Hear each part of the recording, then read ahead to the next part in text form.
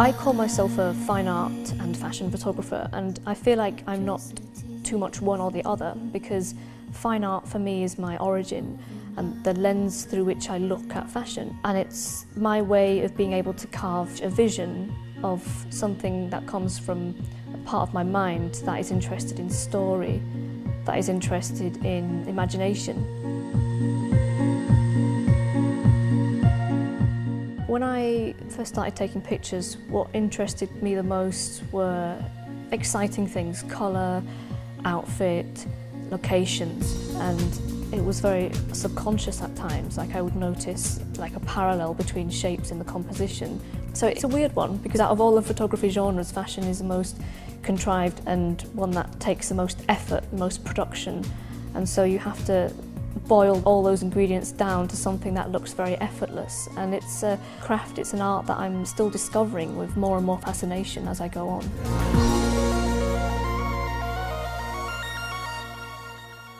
We are in Basildon shooting the brochure for the new Nikon D810.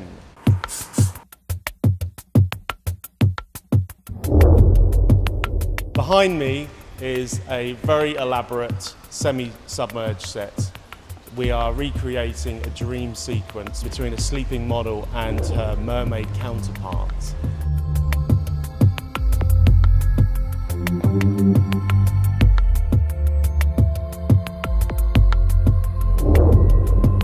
The mission critical was to get pictures in camera. That is going to be the final product, right through to the little effects that I would otherwise maybe have done in Photoshop. We like to show a lot of drama in our images. We're trying to sort of portray almost a movie still. It's very elaborate models, nice locations, strong lighting, high production.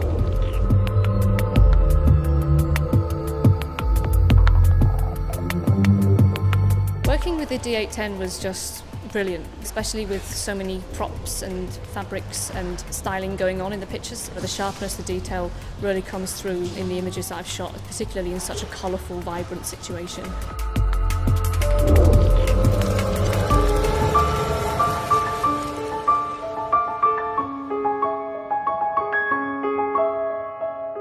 Ino Park is this amazing house in the middle of Oxfordshire in the United Kingdom.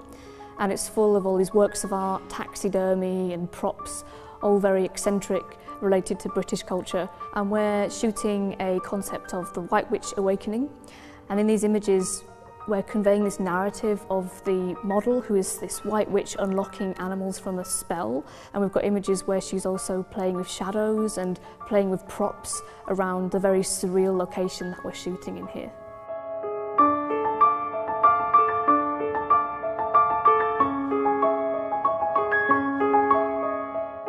I'm really excited because it broadens the horizons creatively, because have you seen this?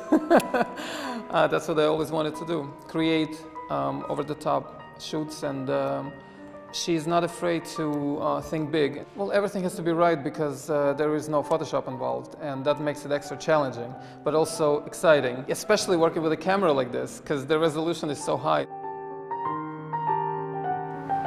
Hold up. The dynamic range of the camera in this shot is absolutely perfect, because it's a very contrasting shot with obviously the strong shadow. The dynamic range fills in lots of the details which would normally be lost, and really giving me full control of creating some beautiful theatrical shadows and creating a magical picture.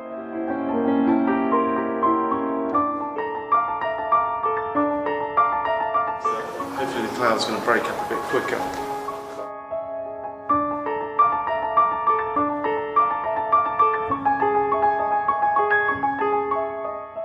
So this is what I consider to be the main shot of this whole setup in terms of the grandness of the composition, with as much as we can find from around the house put into the frame, and then to have the live animal in the middle of the frame amongst all the stuffed animals.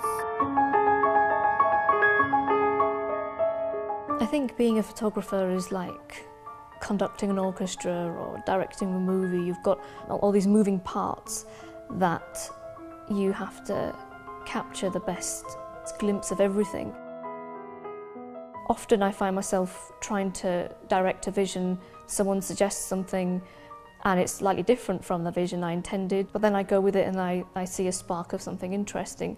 Usually that spark relates to seeing something in the camera that suggests to me how that picture can transcend reality, how it can look, for example, more painterly, how it can look more cinematic, how it can just go beyond the simple, banal idea of a model standing in front of the camera.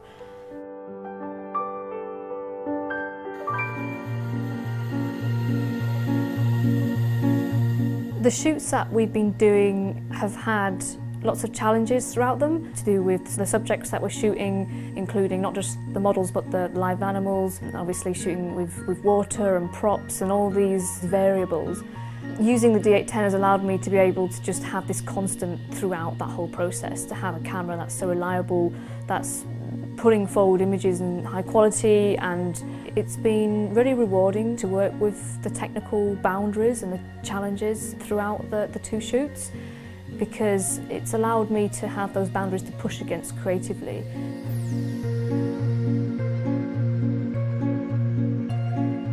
For me as a photographer, I feel like there still has to be the spark of magic that comes along in the process at some point that makes me feel like this is what I should be doing and I'm on the right path in my life.